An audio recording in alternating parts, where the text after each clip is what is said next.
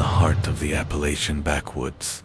There are stories whispered only when the fire burns low, tales so grotesque, so unsettling, that even locals avoid speaking them aloud. One such legend belongs to a name nearly erased from history: the Kirkland line. Unlike other Appalachian clans, who thrived on secrecy and silence, the Kirklands were defined by something else entirely: their obsession with blood and artistry.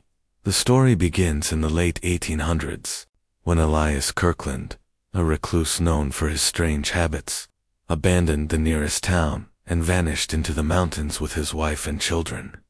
The Kirklands were already whispered about for inbreeding, their children born sickly and pale, their eyes strange shades that never seemed to match.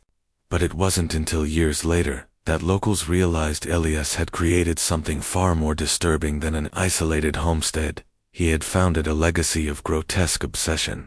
Unlike most backwoods families who lived in shacks and crude cabins, the Kirklands transformed their home into something that resembled a museum of horrors. Explorers who later stumbled upon the ruins described carvings etched into every surface: faces, twisted limbs, shapes that seemed more nightmare than art. Skulls were polished and placed on shelves. Bones were arranged into geometric patterns across the walls. And worst of all, human skin stretched, dried, and decorated hung like portraits. The Kirklands were not content with surviving off the land. They became collectors, and their most prized collection was people. It's said they would lure travelers with strange music that echoed through the hollows: fiddles and flutes fashioned from bones. By the time the curious found the source, they would be greeted by pale, malformed figures smiling too wide, inviting them deeper into the woods. Few ever returned. Those who did swore the Kirklands did not kill quickly. Instead, they treated their victims as living canvases, carving patterns into their flesh, whispering prayers over their wounds, as if the mutilation itself was a sacred rite.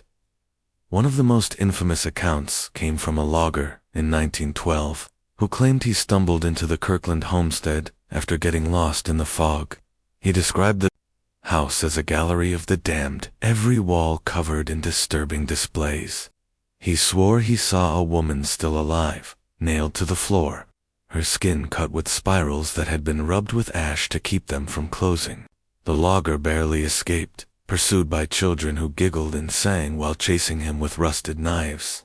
He returned to town with scars across his arms and face, injuries that matched his story all too well. Within weeks, he vanished, never seen again. But the Kirklands weren't mindless butchers. They had rules, passed down through generations. They believed their creations, their art, would grant them immortality. Blood wasn't just food, it was paint.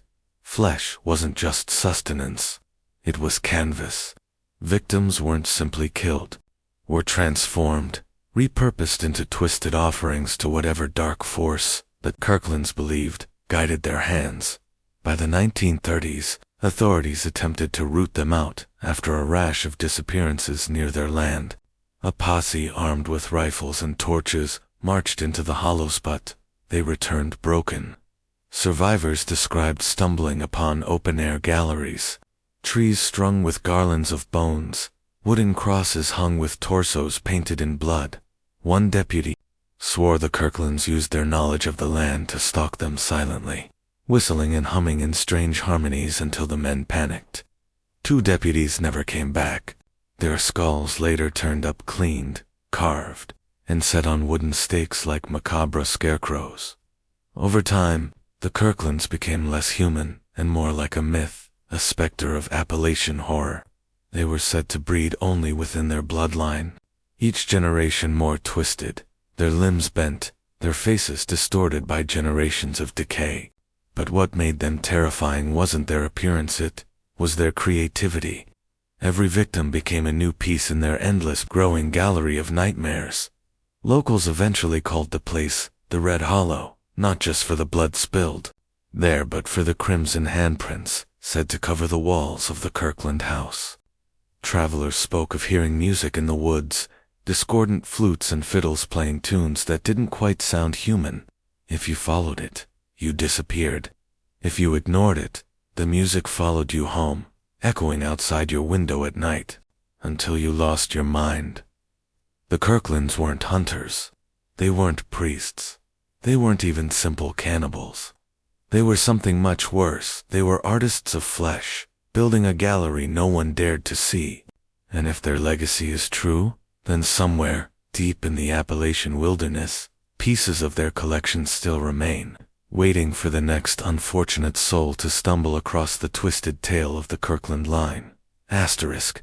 By the mid-20th century, the Kirkland line had already cemented its reputation as one of the most grotesque families Appalachia had ever spawned.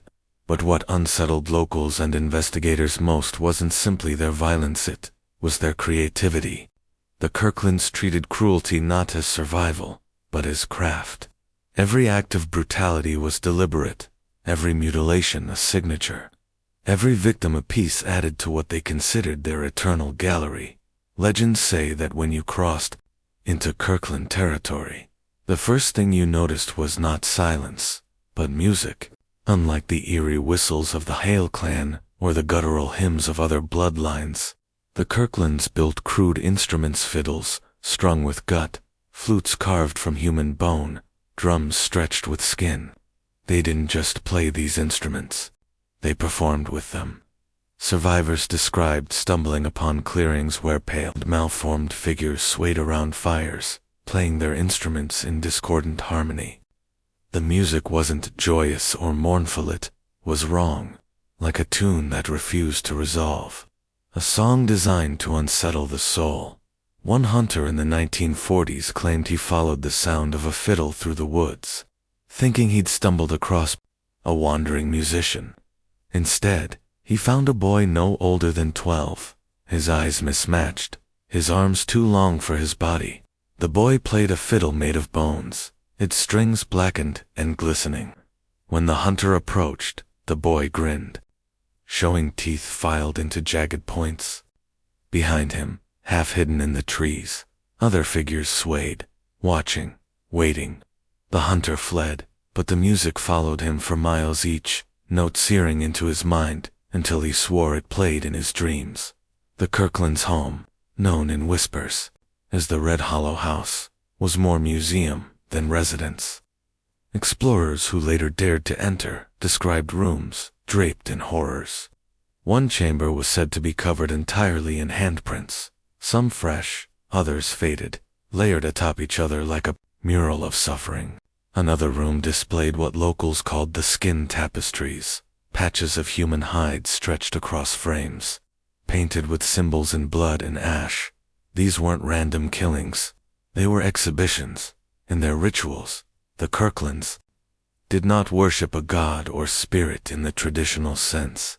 Instead, they worshipped the act of creation itself. They believed that, by transforming their victims into art, they achieved a kind of immortality, that every piece was a fragment of their own soul made eternal.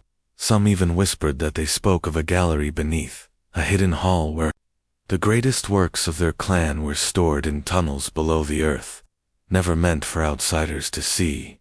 Of course, this obsession with artistry made them even more dangerous.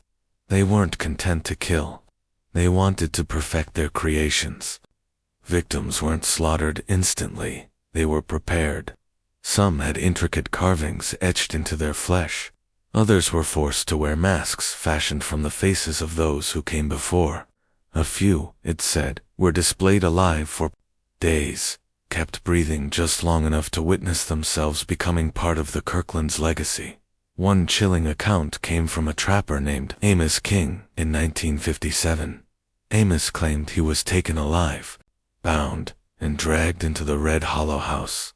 He described seeing bodies suspended from hooks, painted in red spirals, their eyes wide open, though lifeless. The Kirklands circled him, humming low, discordant notes, while one of them, an elder woman with hair as white as bone, pressed a knife to his skin. But, before they could begin their work, Amos managed to cut his restraints on a rusted nail and fled. He stumbled into town barefoot, his arms covered in shallow carvings that formed crude patterns. He lived long enough to tell his tale, But within weeks, he was found hanging in his own barn, his skin flayed in strips. Locals didn't believe it was suicide. By the 1960s, law enforcement attempted another raid, armed with modern weapons and determination. They found the house partially abandoned but still decorated in horrors. One deputy reported an entire wall plastered with photographs of missing people, each one defaced, eyes scratched out, mouths stitched over with red thread. Another described finding jars filled with organs preserved in cloudy liquid, each labeled with crude carvings: heart of a traveler, tongue of a liar, hands of a thief. But the Kirklands had prepared for intrusion, deputies reported. Traps laid in the forest pits, lined with sharpened bones, snares rigged with rusted blades. Some officers vanished in the raid, their bodies never recovered. Others claimed they heard laughter echoing through the woods as they retreated, giggles that didn't sound entirely human. What disturbed investigators most, however, wasn't the carnage itself, it was the evidence of order. The Kirklands weren't chaotic killers. They cataloged their atrocities. They documented their rituals. They built entire systems around their obsession, as though they were trying to preserve not only bodies, but knowledge. And then, like smoke, they seemed to vanish. By the 1970s, sightings grew rarer. The Red Hollow house was left in ruins, though locals swore they still heard music in the woods at night. Some believed the Kirklands had died out, consumed by their own madness. Others argued they had gone deeper underground, carrying their gallery into hidden tunnels where no one could follow. But the disappearances never stopped. Hikers, hunters, wanderers, they continued to vanish near Red Hollow, and every once in a while, someone would stumble across a grisly display, a body arranged in an unnatural pose, carved with spirals and symbols, or a tree decorated with bones, like ornaments. For the Kirklands, death wasn't the end. It was a medium, and their art, it was far from finished. By the late 20th century, the Kirkland line had largely disappeared from official record. The ruins of their Red Hollow house rotted into the soil, its grotesque murals and skin tapestries buried beneath layers of dust and decay. But the Kirklands themselves, their story refused to die. If anything, it adapted like a parasite, changing form to survive. In the 1980s, strange discoveries began surfacing again in the forests near Red Hollow. Hikers found crude statues made of animal bones lashed together with sinew, positioned in poses eerily human. Others reported stumbling across trees with bark carved into spirals, the cuts fresh, sap still bleeding. These weren't random marks, they were signatures. Reminders that someone was still carrying forward the Kirkland obsession. But the most disturbing reports came from hunters who swore they heard music, not radios, not passing cars, music discordant, fiddle tunes, bone flutes echoing across the valleys. Always faint, always distant, but always just close enough to pull you deeper into the woods. When one hunter tried to record the sound, his tape captured only static and, till the final seconds, where a childlike giggle could be heard whispering, "We see you." By the 2000s, a new generation of thrill-seekers arrived, urban explorers, and amateur ghost hunters armed with camcorders and cheap night vision gear. They posted videos online of their adventures, and Red Hollow became a dark attraction for those hungry for horror. One group filmed themselves stumbling into what they believed was an abandoned cellar. Inside, they found shelves lined with glass jars, each holding something unidentifiable, floating in cloudy liquid. The footage cuts abruptly when one explorer screams, and the camera tumbles to the dirt. Police later recovered the camcorder. The explorers themselves were never found. Another chilling case surfaced in 2014, when a young couple hiking near Red Hollow went missing. Weeks later, their bodies were discovered posed side by side in a clearing, their skin carved with spirals that matched the old Kirkland symbols. Their eyes were missing, replaced with polished stones. investigators ruled it as a ritualistic killing, but no suspects were ever identified. Locals didn't need suspects. They already knew who had done it. The modern Kirkland legend suggests that the family didn't die out, they evolved. They no longer gather openly in galleries or homes. Instead, they scatter their art through the mountains like breadcrumbs, leaving behind grisly displays as proof of their ongoing legacy. And some whisper something even darker, that the Kirklands left Appalachia altogether, carrying their obsession to new hunting grounds. Strange stories of bone music and grotesque displays have appeared far beyond. Red Halloween, abandoned mines, forgotten barns, and even suburban woods where no such legends should exist. Could it be imitators, thrill-seekers, inspired by the Kirklands? Or could it be that the family, fractured and feral, has spread, hiding in plain sight, while continuing their twisted craft? One story from 2019 haunts those who've studied the Kirklands. A group of campers outside Boone County reported hearing fiddle music late at night. When they searched for the source, they found a small clearing decorated with dozens of wooden crosses, each hung with animal bones. In the center, a single human skull rested atop a post, its surface etched with spirals. The campers fled, but the next morning, when authorities investigated, the clearing was empty. Not a single bone remained. The most terrifying element of the modern legend is how personal it feels. Unlike other Appalachian bloodlines, whose tales remain locked to a specific place, the Kirklands' obsession was portable. They didn't need a hollow or a homestead. All they needed was flesh, bone, and time, which means their art gallery could be anywhere, expanding, growing, built piece by piece, wherever they roam. And that's why locals still warn travelers: if you hear music in the Appalachian woods, don't follow it. If you stumble across carvings in trees or bone sculptures in the dirt, don't linger.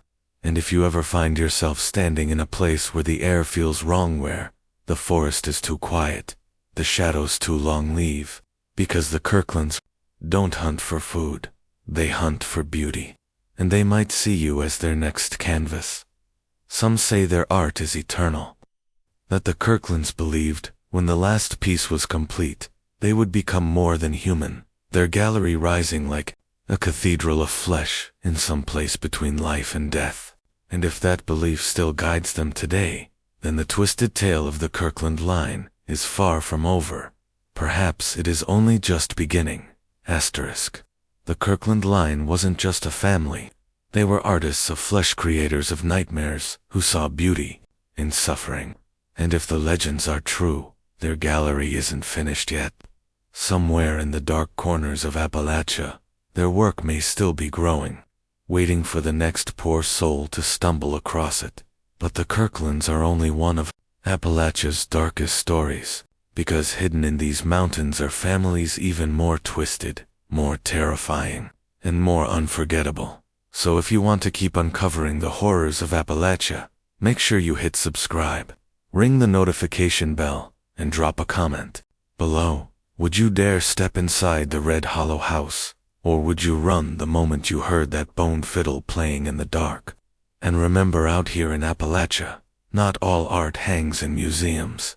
Some of it is carved in blood.